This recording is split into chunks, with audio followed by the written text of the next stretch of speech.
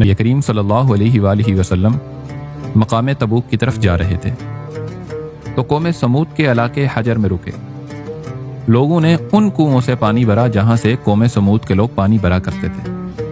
پھر انہوں نے اس پانی سے آٹا گوندا اور ہنڈیاں پکائی۔ نبی کریم صلی اللہ علیہ وآلہ وسلم نے انہیں ہنڈیاں الٹنے اور آٹا اونٹوں کو کھلانے کا حکم دیا۔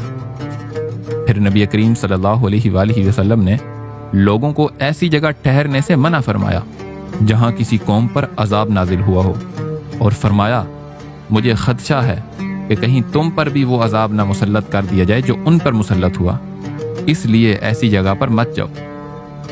قوم سمود کون سی قوم تھی؟ یہ کن کن برائیوں میں مبتلا تھی؟ وہ کون سے ایسے اعمال تھے جن کی وجہ سے ان پر عذاب نازل ہوا؟ اور نبی کریم صلی اللہ علیہ وآلہ وسلم نے اس قدر ان کی مذمت کیوں فرمائی؟ آئیے جانتے ہیں۔ قدیم جزیرہ عرب کے شمال مغربی علاقے میں واقع وادی قرا اپنی ہریالی و شادابی میں بے مثال تھی۔ اس وادی پر قوم سمود کی حکمرانی تھی۔ قوم سمود نہایت طاقتور، طویل القامت اور زبردست شان و شوکت کی مالک تھی، اور اسے فن تعمیر میں بھی کمال حاصل تھا۔ پہاڑوں کو تراش کر انتہائی خوبصورت عمارتیں بنانے کا فن ان پر ختم تھا۔ اس قوم کے دارالحکومت کا نام حجر تھا، جو حجاز مقدس سے شام جانے والے قدیم راستے پر واقع تھا۔ اب یہ علاقہ مدائن صالح کہلاتا ہے۔ قوم سمود اپنے عالیشان محلات، سرسبز و شاداب کھیت کھلیان اور نعمتوں کی فراوانی کے سبب غرور و تکبر اور سرکشی کے نشے میں چور تھی۔ لوگ شرک میں مبتلا تھے اور بت پرستی کیا کرتے تھے، جبکہ قوم سمود کی سرکشی حد سے بڑھ گئی تھی۔ ان کا فتنہ فساد نمایاں ہو گیا، تو اللہ تعالیٰ نے ان کی اصلاح کے لیے سیدنا صالح علیہ السلام کو مبعوث فرمایا۔ اللہ سبحانہ و تعالیٰ نے فرمایا وَإِلَىٰ ثَمُودَ أَخَاهُمْ صَالِحًا، ہم نے قوم سمود کی طرف ان کے بھائی صالح کو بھیجا۔ آپ سیدنا نوح علیہ السلام کے بیٹے سام کی نسل سے ہیں۔ سیدنا صالح علیہ السلام تبلیغ کرتے رہے۔ طویل عرصہ تک تبلیغ کے باوجود چند لوگ ہی ایمان لائے۔ البتہ سیدنا صالح علیہ السلام کے مسلسل واعظ و نصیحت اور اس کے نتیجے میں غریب لوگوں کا ایمان لانا قوم سمود کے سرداروں کے لیے تشویش کا باعث تھا۔ ایک دن قوم سمود کا سردار جندہ بن عمر سیدنا صالح علیہ السلام سے ملا۔ وہ کہنے لگا، اے صالح، تم ہم میں پیدا ہوئے، ہم میں پلے بڑے، تمہیں کیا ہو گیا؟ تم کیسی الٹی سیدھی باتیں کرتے ہو؟ تو سیدنا صالح علیہ السلام نے فرمایا، میں تو ہر بات بڑی دلیل سے کرتا ہوں۔ میں یہی تو کہتا ہوں کہ اللہ ایک ہے، اسی کی عبادت کرو، اسی کے سامنے جھکو، بتوں کی پوجا نہ کرو۔ بس یہی تو کہتا ہوں کہ اس کو پہچانو جس نے تمہیں پہچان دی ہے۔ یہ سن کر اس سردار نے اپنے ساتھیوں سے مشورہ کیا اور سیدنا صالح علیہ السلام سے ایک مطالبہ کیا۔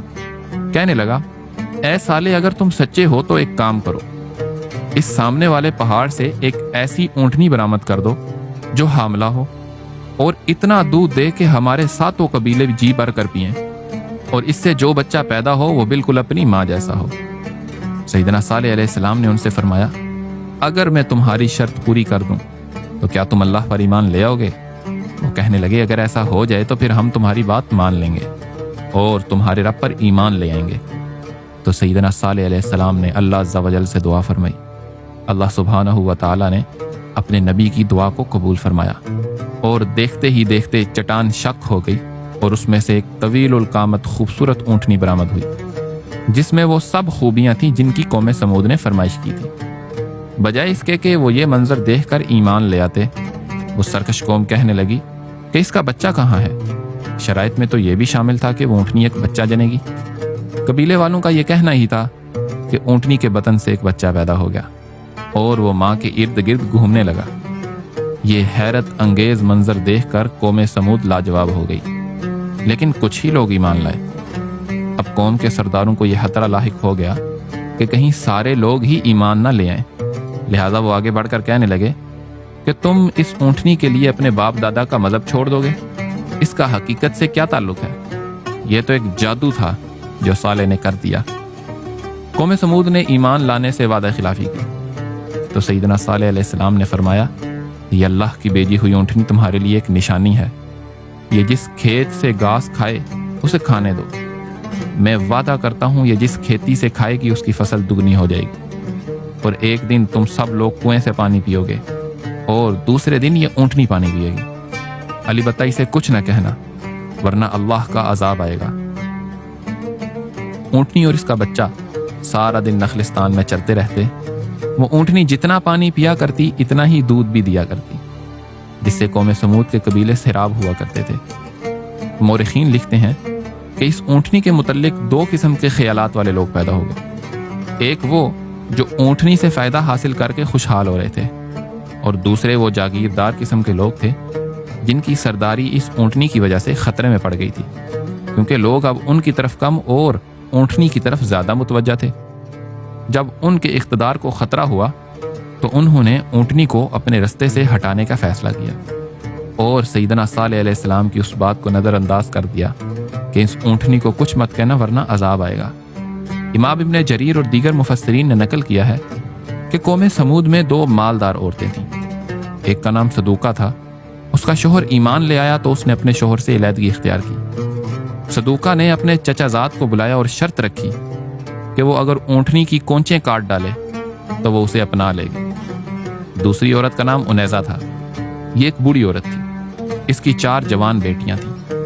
اس نے قدار نامی شخص کو اس طرح لالچ دیا کہ اگر تم اللہ کی اس نشانی کو قتل کر دو تو میری بیٹیوں میں سے جس سے کہو گے تمہارا نکاح کر دوں گی۔ چنانچہ اگلے ہی دن کنویں کے قریب جا کر وہ دونوں چھپ گئے۔ جیسے ہی اونٹنی آئی تو ان ظالموں نے اس پر حملہ کیا، ایک نے اونٹنی کی ٹانگیں کاٹیں اور دوسری نے گردن پر نیزہ مارا۔ اونٹنی زمین پر گری، اس کو تڑپتا دیکھنے کے لیے سارے لوگ وہاں جمع ہو گئے۔ جب یہ عمل ہوا تو اونٹنی کا بچہ بھاگ کر پہاڑ پر چڑھ گیا۔ لوگوں نے دیکھا کہ اونٹنی کو مارنے والوں کو کچھ نہیں ہوا تو انہوں نے مذاق اڑانا شروع کر دیا اور کہنے لگے کہ سالے ہم نے اونٹنی کو مار دیا، ہمیں تو کچھ نہیں ہوا۔ اونٹنی کے بچے نے اللہ کے نبی کی طرف دیکھا تو رونے لگا اور آسمان کی طرف دیکھ کر 3 مرتبہ چیخ ماری۔ سیدنا صالح علیہ السلام کو اونٹنی کے قتل کا بڑا غم تھا۔ سیدنا صالح علیہ السلام نے فرمایا، اے ظالم قوم، اونٹنی کا بچہ 3 مرتبہ چیخا ہے، اب تمہیں بھی 3 دن کی ہی مہلت ہے اور 3 دن کے بعد سخت عذاب تم پر نازل ہوگا۔ البتہ قوم سمود کے دل سے ڈر اور خوف نکل چکا تھا، وہ سیدنا صالح علیہ السلام کی بات سن کر ہنسی مذاق کرنے لگے۔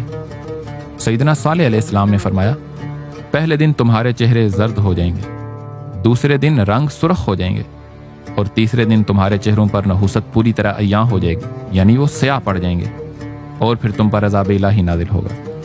3 دن ایسا ہی ہوا۔ اب وہ کچھ خوف زدہ ہونے لگے اور انتظار کرنے لگے کہ کس قسم کا عذاب نازل ہونے والا ہے۔ ابھی چوتھے دن کا سورج طلوع ہی ہوا تھا کہ آسمان سے ایک بہت تیز چیخ کی آواز سنائی دی جو چنگاڑ کی صورت میں بلند ہوئی، جس نے ان کے کانوں کے پردے پھاڑ دیے اور دل دہلا دیے۔